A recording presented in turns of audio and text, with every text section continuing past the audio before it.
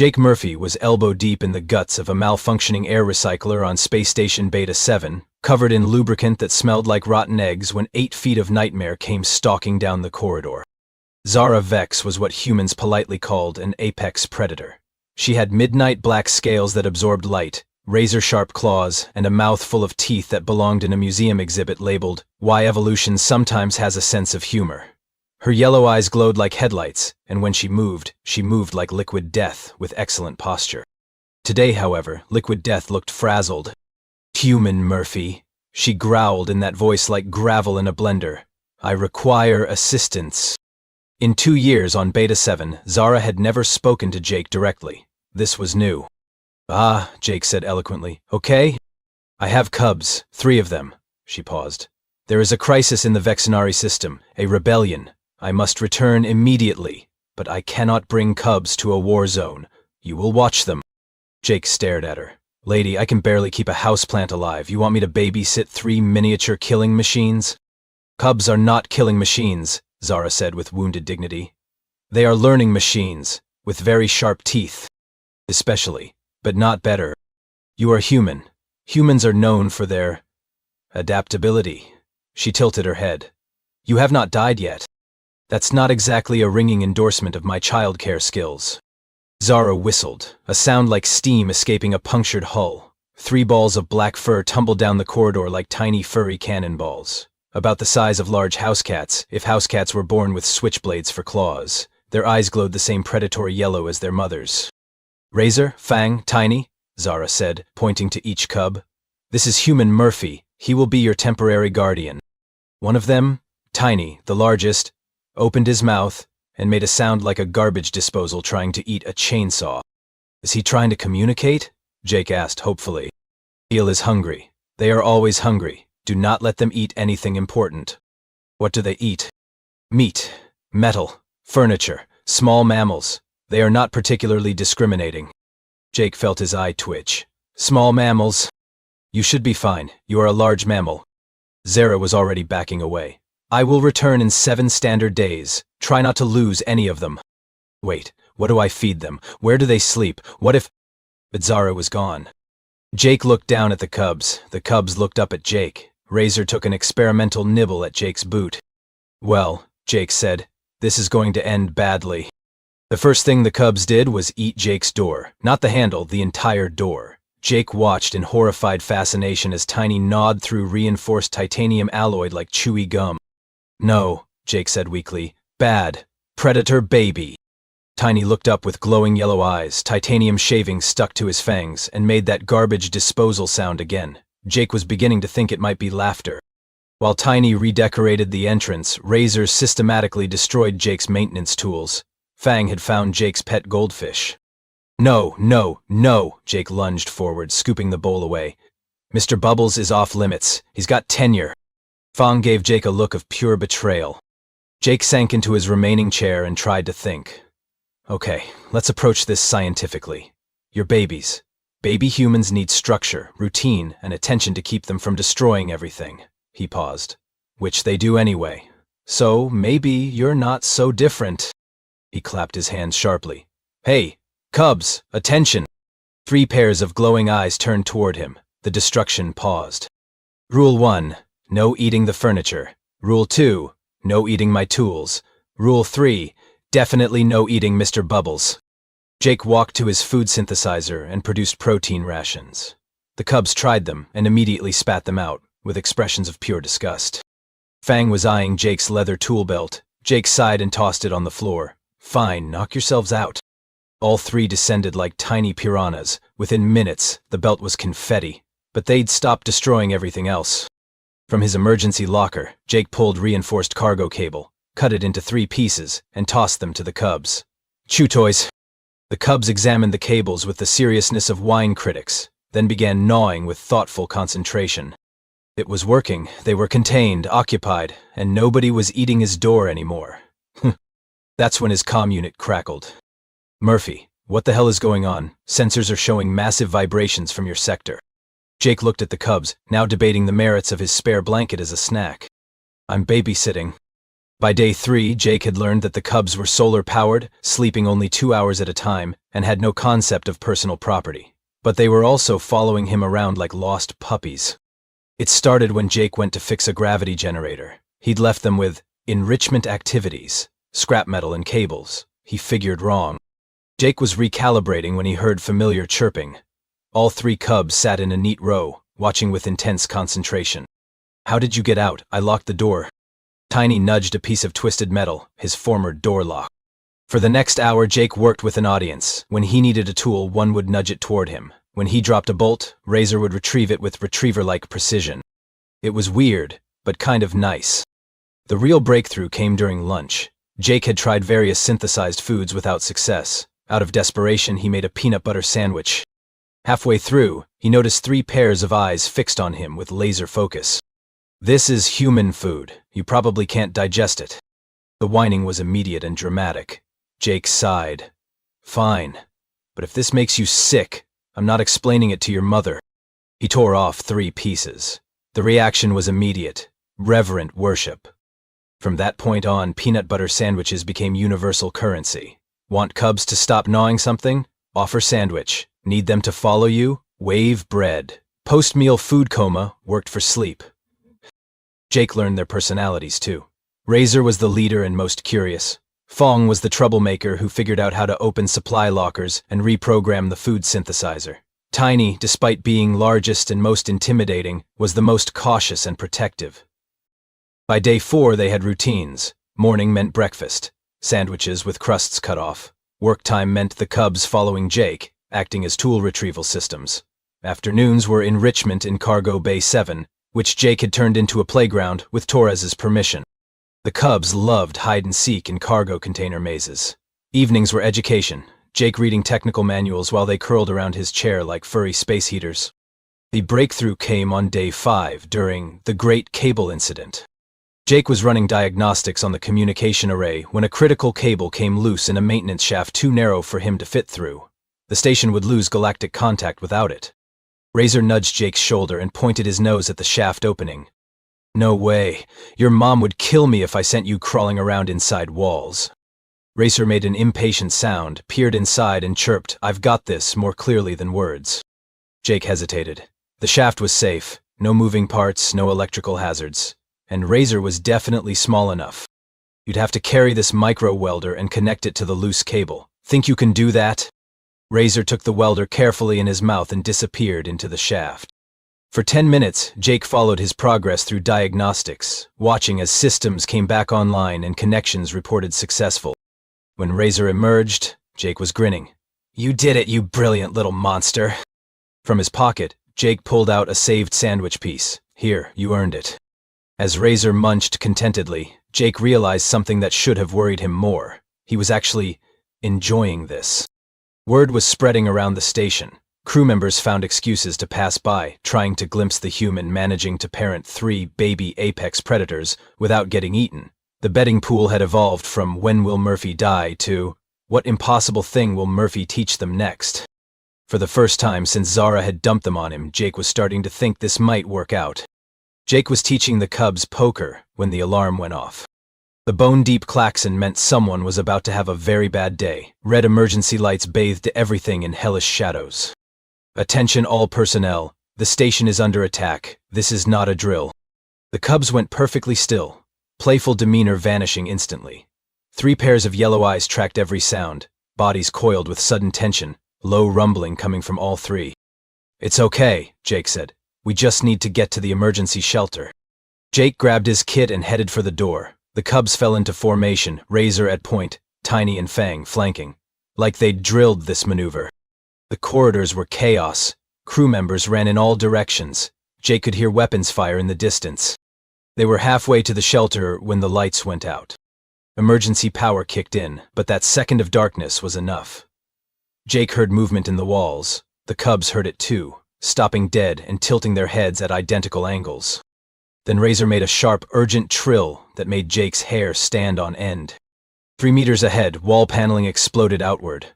Through smoke and debris stepped a Kraxan raider, built like a walking tank with 4 arms and an attitude problem. His species was banned from most civilized systems for eating their captives. The Kraxon spotted Jake and grinned, revealing 3 rows of serrated teeth. Human. Good. Humans make excellent hostages, very noisy when you hurt them. Look, Jake said, raising his hands. I'm just maintenance. How about we pretend you never saw me? I think not, little human. You come with Grok now. Grok took a step forward. That's when Teeny launched himself at the pirate's face. Jake had seen the cubs play fight, but this was violence with purpose. Tiny hit Grok square in the throat, claws extended, and the sound was between a scream and gurgle. But Tiny was still just a cub. One massive hand closed around his small body. Little beast, Grok snarled, blood running down his neck. Grok will eat you slowly. Jake moved without thinking, grabbing a plasma torch and lunging forward, triggering it at maximum output. The superheated beam caught Grak's wrist, and his roar echoed through the corridor. Grak dropped Tiny and swung at Jake with 3 arms. Jake ducked, rolled, scooped up Tiny, and ran. They reached the emergency shelter to find it sealed, capacity full. Of course, Jake panted. Razor tugged his pants leg, pointing down a side corridor toward Cargo Bay 7. Jake sealed the door behind them and leaned against it, heart hammering. But he could hear movement outside. Lots of movement. The cubs were moving with purpose around the bay, planning something. No, Jake said firmly. We hide. We wait. We do not engage heavily armed pirates. Razor gave him a look that conveyed, with all due respect, you're an idiot. Then the door exploded. 3 pirates entered, 2 Kraxons, and something like a cross between a spider and a bad attitude. They had energy weapons and the scars of survivors. What do we have here? Human with pets?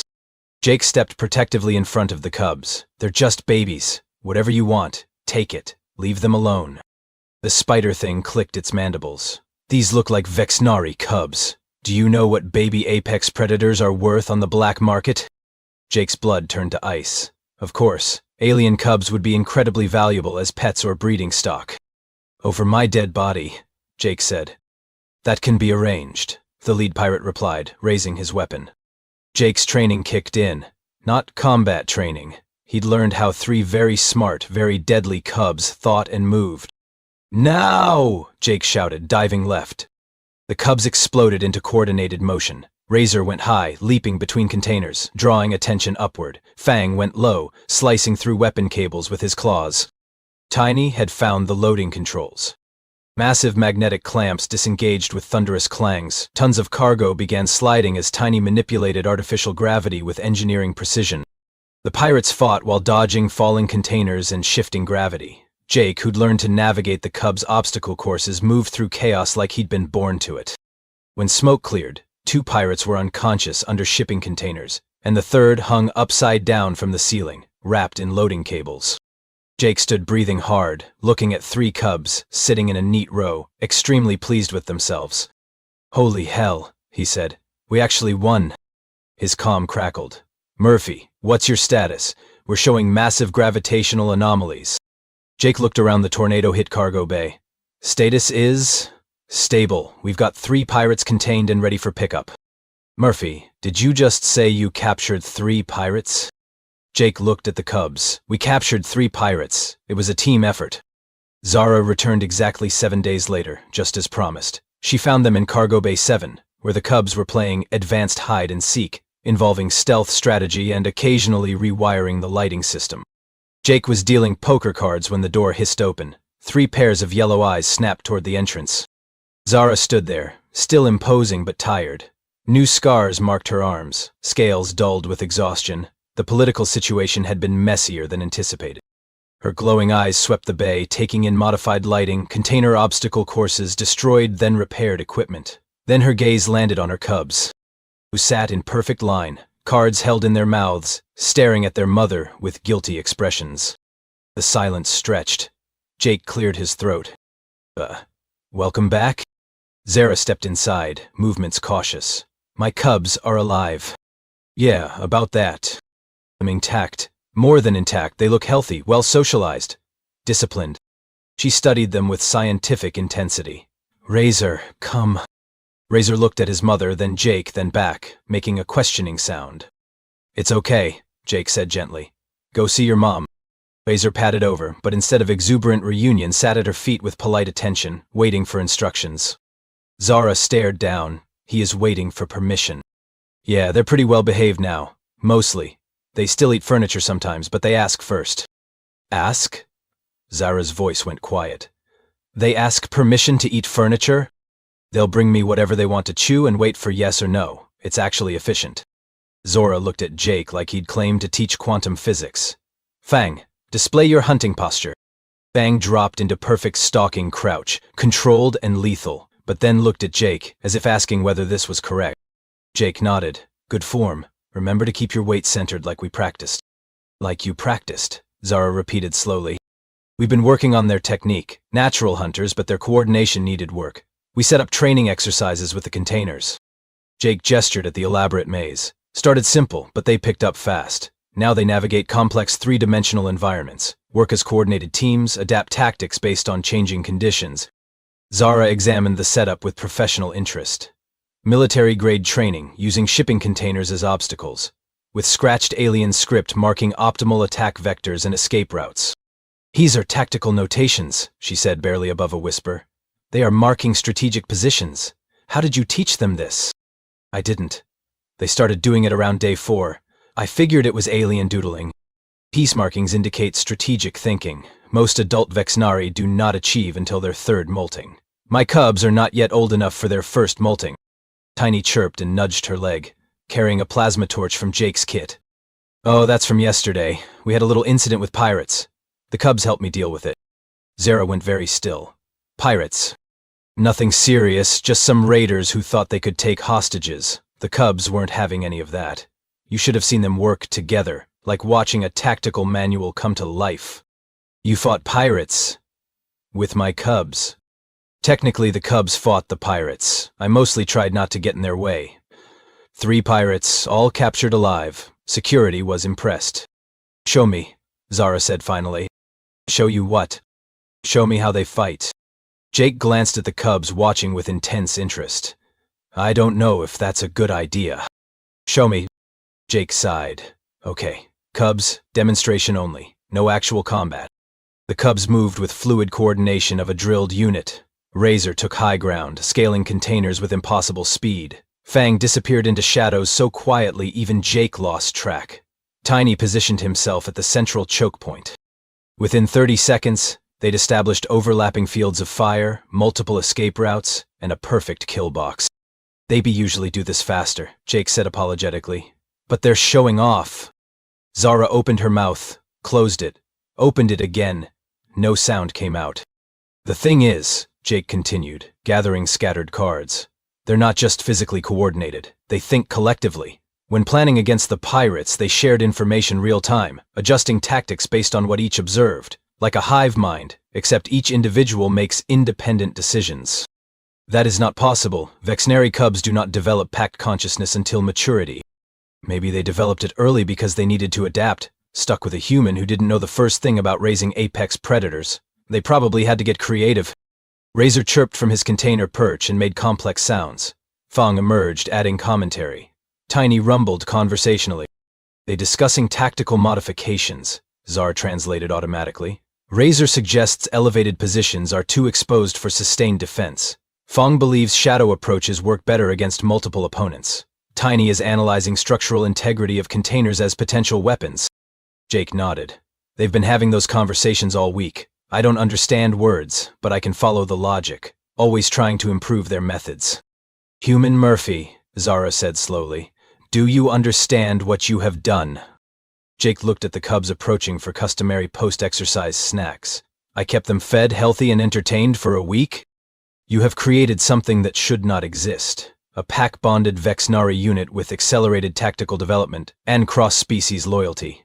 Military commanders across the galaxy would kill for soldiers like this. Jake pulled out peanut butter sandwiches and began distribution. They're not soldiers, they're kids. Really smart, occasionally terrifying kids, but still kids. Tiny settled next to Jake's leg, purring like a diesel engine. Fang curled up on his other side. Razor maintained dignified leader persona for 30 seconds before joining the group cuddle. Zara watched with the expression of someone whose worldview had been turned upside down. They have bonded to you. Completely. Irrevocably. Yeah, I figured that out around day 3. Is that a problem? Zara studied the scene. Her cubs, who should have been wild, barely trainable predators, behaving like the most well-adjusted children in the galaxy, utterly devoted to the human who'd figured out how to parent them. A problem, yes. It is going to be a very large problem. Jake looked up, suddenly worried. What kind of problem? The kind involving military recruiters, government scientists, and people who use words like unprecedented strategic asset in casual conversation. Jake felt his stomach drop. They want to take the cubs? Human Murphy, you have accidentally created the most effective small unit tactical team in known space. Using children. My children! Do you have any idea how many species would go to war over access to training methods that can produce results like this? But I didn't really train them. I just kept them busy, fed them sandwiches, played games. You played games that taught advanced tactical coordination, strategic thinking, and cross-species communication. Games that accelerated their development by approximately 4 years. Jake looked at the cubs, listening with obvious intelligence. Razor made a soft, questioning sound, and Jake reached out to scratch behind his ears. It's okay, buddy, we're just talking. Just talking, Zara said, hysteria creeping in. He says we are just talking, while demonstrating the exact kind of interspecies emotional bond that military psychologists have been trying to weaponize for centuries. Weaponize? Jake's voice went sharp. Nobody's weaponizing anything. These are kids, not weapons. To you, they are kids. To certain elements of the galactic community, they are proof that humans possess supernatural ability to create loyalty and tactical excellence in other species. That's ridiculous. Is it? In 7 days, you took 3 untrainable predator cubs and turned them into a cohesive unit that can outthink most adult military squads. Without formal training, without understanding their biology, without speaking their language. How do you explain that? Jake thought about it. Really thought, trying to see from outside perspective. 3 alien cubs who should have been impossible to control, now sitting quietly following his lead. Successful defense against armed pirates. Strategic thinking that impressed a professional warrior. When he put it like that, it did sound impossible. I don't know, he said finally. I just treated them like kids. Set boundaries, gave them structure, made sure they felt safe. Isn't that what any parent would do? Any human parent, perhaps. But that is precisely the problem. What you did should not work on Vexnari cubs. Our young are raised through competition and dominance hierarchies, learned through conflict and survival pressure. Your methods should have produced weak, confused cubs. She gestured at her offspring, now playing elaborate games involving card architecture while maintaining perfect tactical awareness. Instead, they are stronger, smarter, and more adaptable than any cubs I have ever seen.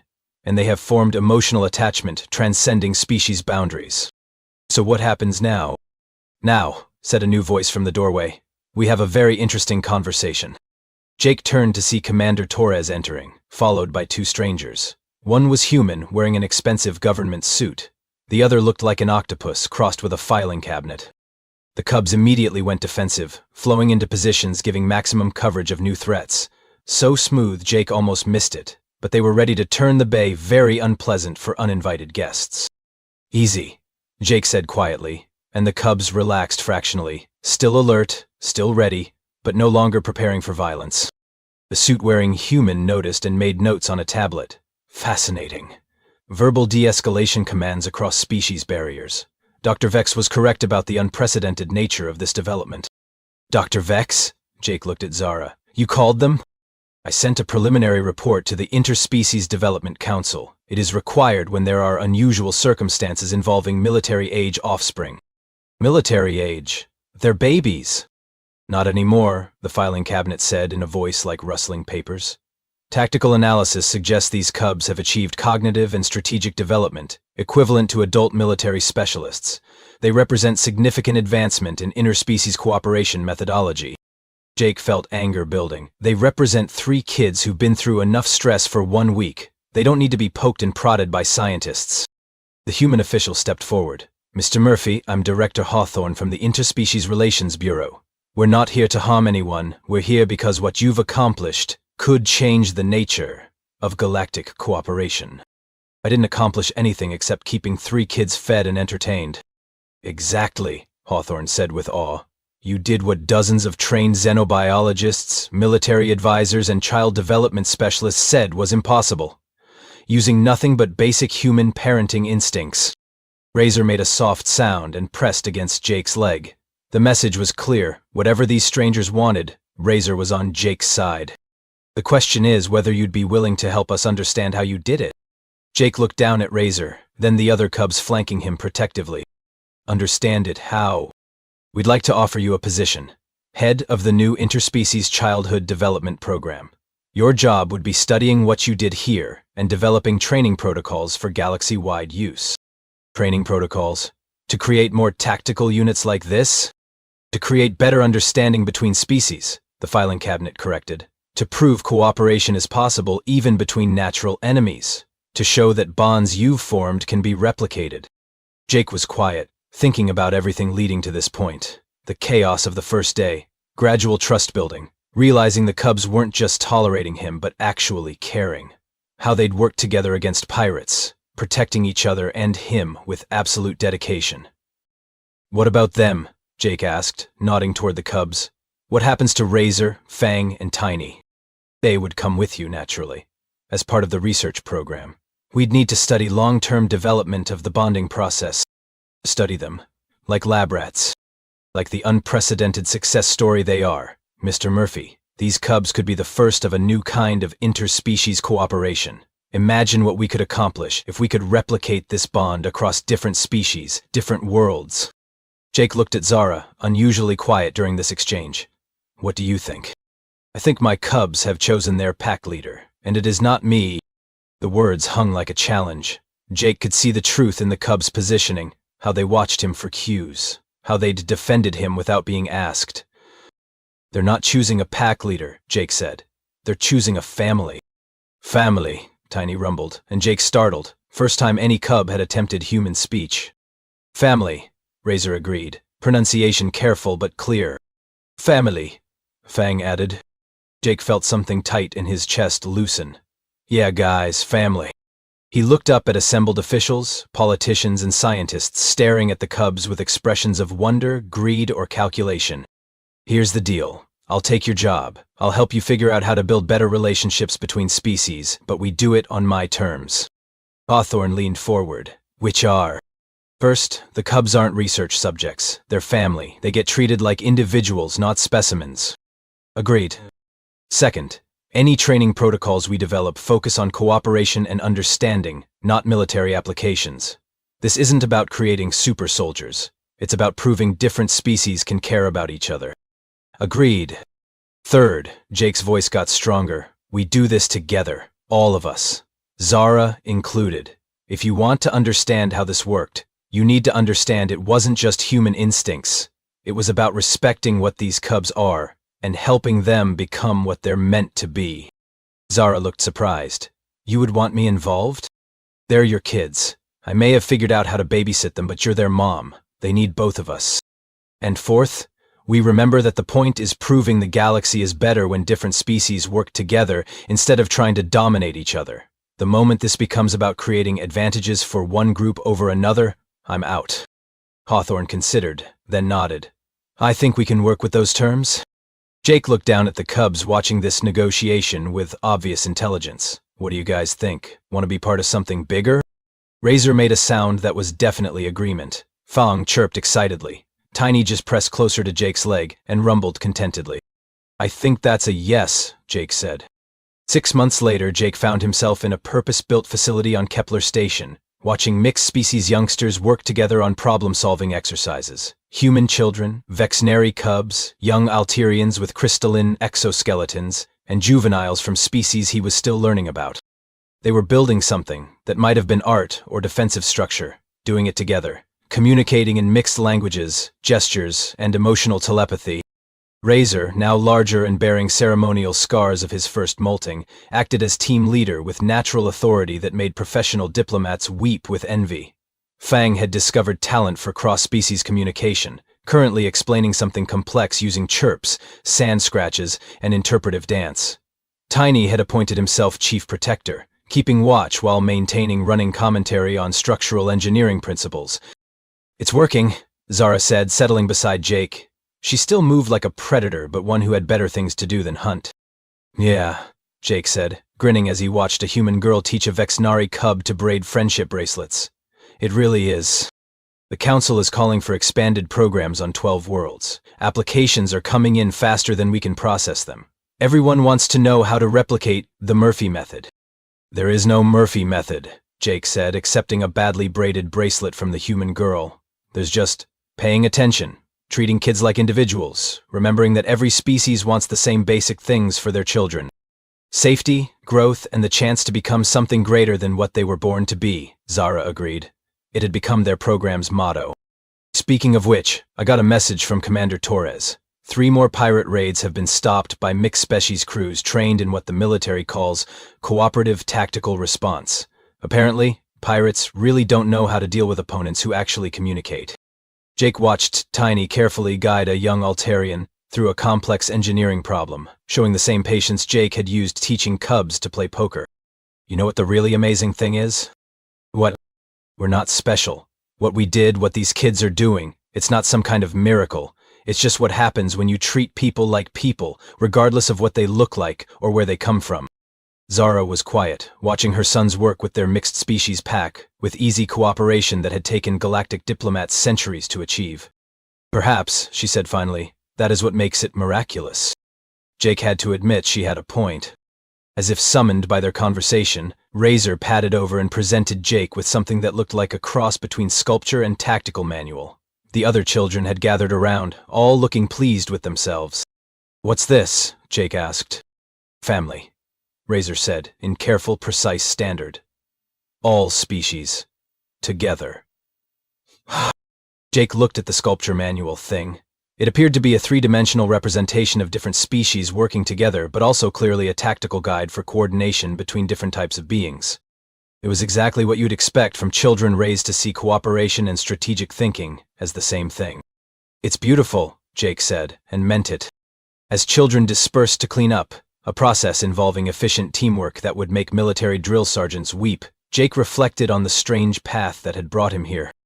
He'd started as a maintenance engineer who couldn't keep a houseplant alive.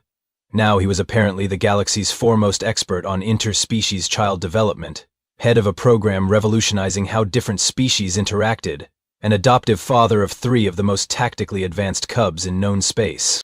Not how he'd expected his life to go. But watching Tiny help a young human child reach something high, while Fang translated instructions between 3 species and Razor mediated a toy dispute with seasoned ambassador diplomatic skills, Jake couldn't imagine wanting to be anywhere else. "Hey kids," he called. "Who wants peanut butter sandwiches?" The response was immediate and universal, a chorus of agreement in 6 different languages that somehow harmonized into something that sounded like pure joy. Jake grinned and headed for the kitchen. Some things, he'd discovered, were truly universal. And if that wasn't worth celebrating with sandwiches, he didn't know what was.